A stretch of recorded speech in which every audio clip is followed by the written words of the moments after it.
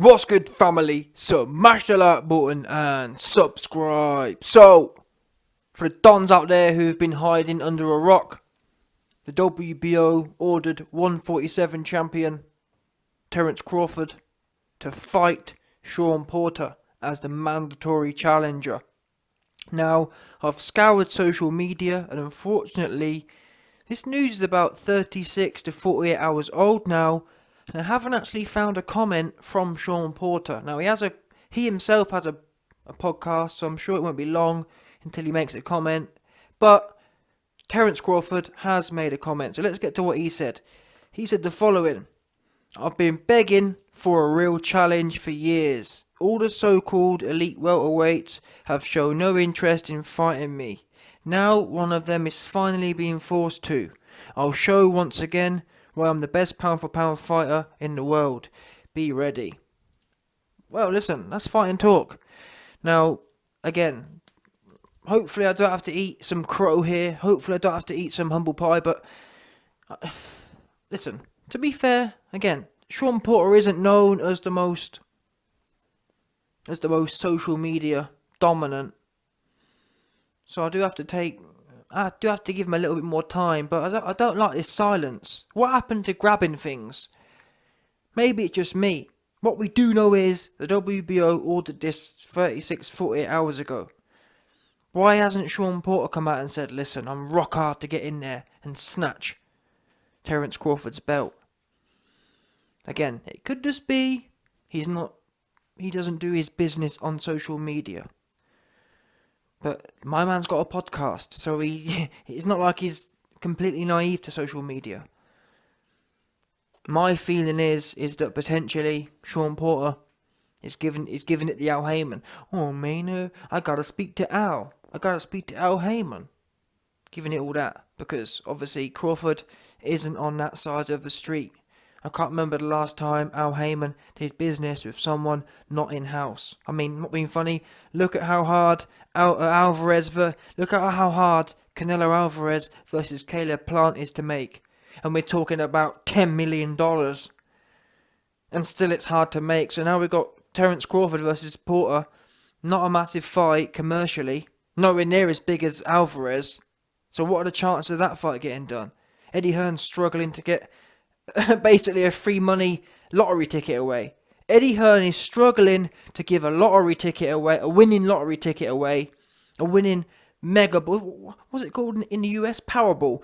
Listen, Eddie Hearn is begging to give away a winning Powerball ticket. And your man's Al Heyman don't want none of it.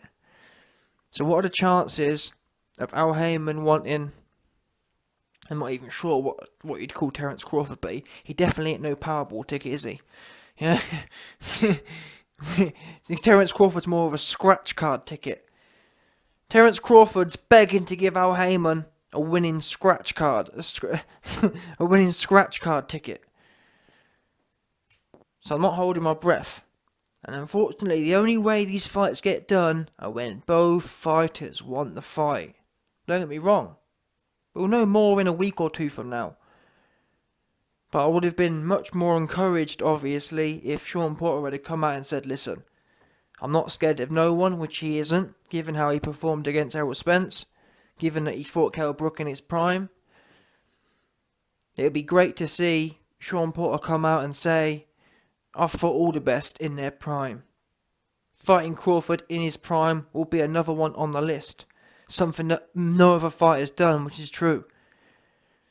Spence didn't want Kell Brook in his prime. Yeah? He didn't want it. In fact, Spence got schooled by Brook until his wheels fell off. That's the truth. He got schooled. Spence looked silly in there for the first several rounds. That's the truth. Kell Brook was boxing his ears off for him.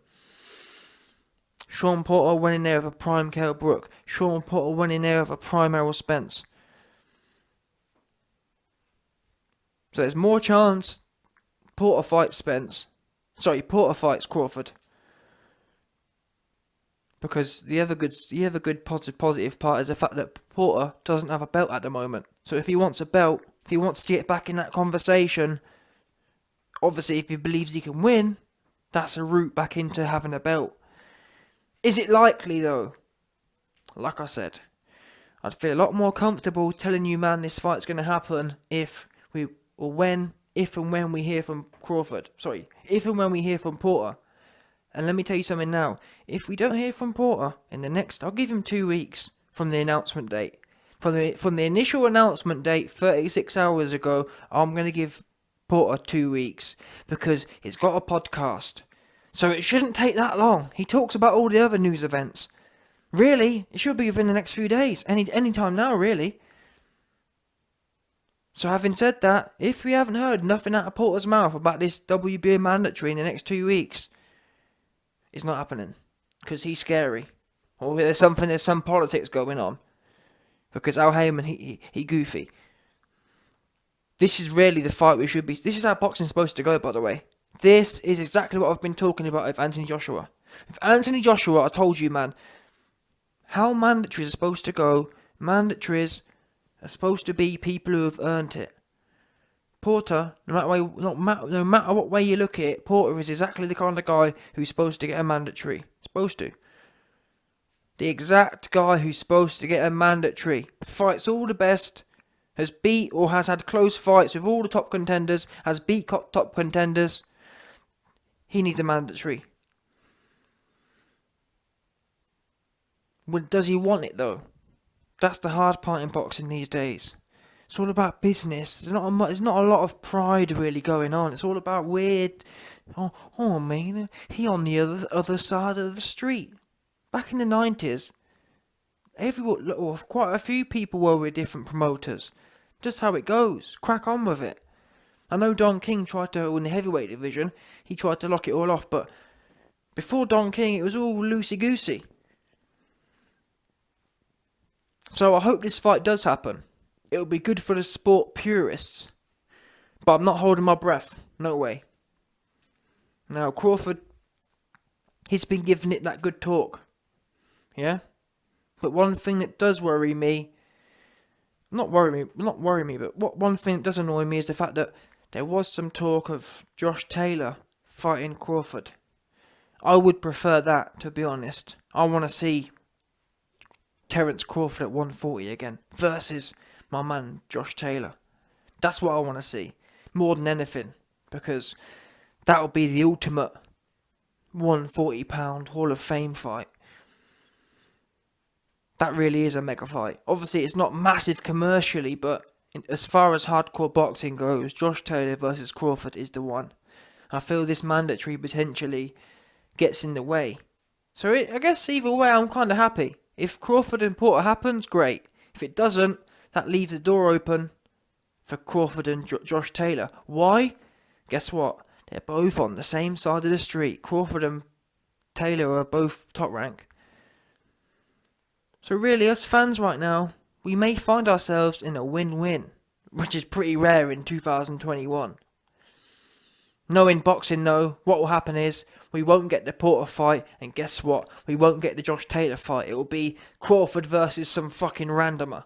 Crawford versus Kasasawi, or some, one of them ones. That's what it will be. It will be Crawford versus Kasasawi, and Porter versus King Bingwa, or some shit like that, 100%. Some random African Don and some random Japanese Don. That's what it will be, 100%. That's how boxing normally goes. You get one fight mandated, you get another fight both on the same side of the street, and what you end up is neither. You end up with two fucking randoms no one cares about, no one's ever heard of.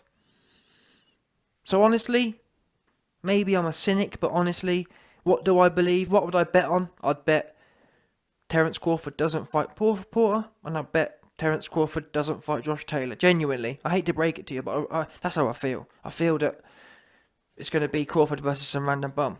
That's what I think's happening next, honestly. I'll be shocked if it's either of them two. But that's what should happen right now. Let's see.